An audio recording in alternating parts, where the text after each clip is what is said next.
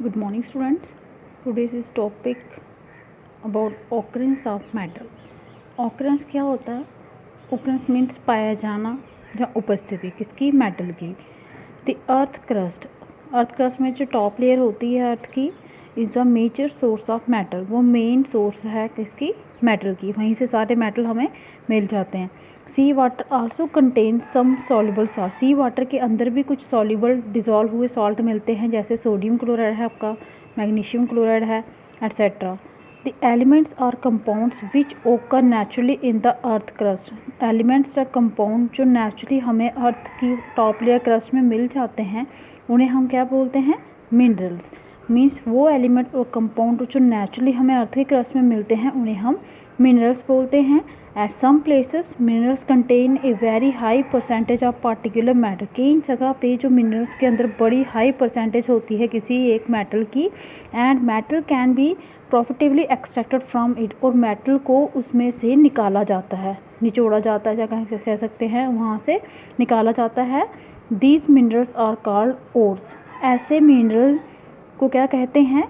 Ores कहते हैं. ठीक है, जिसमें मेटल की हाई परसेंटेज में मिलता हो मेटल और उसको वहाँ से एक्सट्रैक्ट किया जाता हो, ऐसे मिनरल्स को हम कहते हैं ओर्स. यहाँ पे आपकी दो डेफिनेशन हो गई, एक मिनरल्स की, एक ओर की. अब नेक्स्ट है आपका एक्सट्रैक्शन ऑफ मेटल. एक्सट्रैक्शन का मीनिंग वैसे होता है निचोड़ना. निचोड़ना मीन्स निकालना इसको, मेटल्स को. ठीक है, you have learned about the reactivity series of matter. हमने पीछे रिएक्टिविटी सीरीज ऑफ मैटर के बारे में पढ़ा. Having this knowledge, you can easily understand how a metal is extracted from its ore. ये नॉलेज की वजह से आप आसानी से अंडरस्टैंड कर सकते हैं कि मेटल को कैसे एक्सट्रैक्ट निकाला जाता है उसके ओर से. Some metals are found in the earth crust in the free state. कुछ मेटल्स होते हैं वो फ्री स्टेट में अकेले मिलते हैं अर्थ क्रस्ट में. Some are found in the form of their compound. कुछ अपने कंपाउंड की फॉर्म में मिलते हैं, किसी के साथ उन्होंने रिएक्शन की होती है वो कंपाउंड बना लेते हैं, उस फॉर्म में मिलते हैं. The metals at the bottom of the activity series are the least reactive. हमने देखा था कि रिएक्टिविटी सीरीज में जो सबसे बॉटम नीचे में था जो मेटल होते हैं वो क्या होते हैं? लीस्ट रिएक्टिव होते हैं. They are often found in a free state. ये ज़्यादातर कहाँ पे मिलते हैं आपको? फ्री स्टेट में मिलते हैं. अब यहाँ पे एग्जांपल ले लीजिए. Gold, silver, platinum and copper are found in the free state. ये आपको फ्री स्टेट में मिलते हैं, अकेले ही मिलेंगे. ठीक है, ये किसी के साथ कंपाउंड में नहीं होंगे. Copper and silver are also found in combined state. Combined state means कि किसी के साथ वो कंबाइंड हुए होंगे एज देयर सल्फाइड और ऑक्साइड. और जहाँ तो उनके सल्फाइड और होंगे, जहाँ उनके ऑक्साइड होंगे. Copper sulphide, copper oxide, silver sulphide, ऐसे इस तरह के उन्होंने कंबाइन करके कुछ कंपाउंड बनाए होते हैं. The metals at the top of the activity series. जो वो मेटल जो टॉप पे होते हैं एक्टिविटी सीरीज़ के, जैसे आपने किया था potassium, sodium, calcium, magnesium, aluminium, ये सारे क्या होते हैं? बड़े रिएक्टिव होते हैं. They are never found in nature as free element. ये फ्री स्टेट में हमें नहीं मिलते. The metals in the middle. वो मेटल्स जो मिडल में होते थे रिएक्टिविटी सीरीज़ के, जैसे zinc, iron, lead etcetera, are moderately reactive. ये हाफ रिएक्टिव आप बोल सकते हैं, कभी रिएक्ट करते हैं कभी नहीं करते. They are found in the earth crust mainly as oxides के साथ, सल्फाइड्स के साथ, कार्बोनेट्स के साथ आपको मिलेंगे. You will find that the ores of many metals are oxide. हमने यहाँ पे आप यहाँ पे देखोगे कि जो ओर होते हैं ज़्यादा मेटल्स के वो ऑक्साइड के साथ मतलब उनको कंबाइन किया होता है. क्यों? This is because oxygen is a very reactive element. Oxygen बहुत क्या होता है? रिएक्टिव एलिमेंट होता है. And is very abundant on the earth. और ये बड़ी ज़्यादा मात्रा में कहाँ पे? अर्थ में पाया जाता है.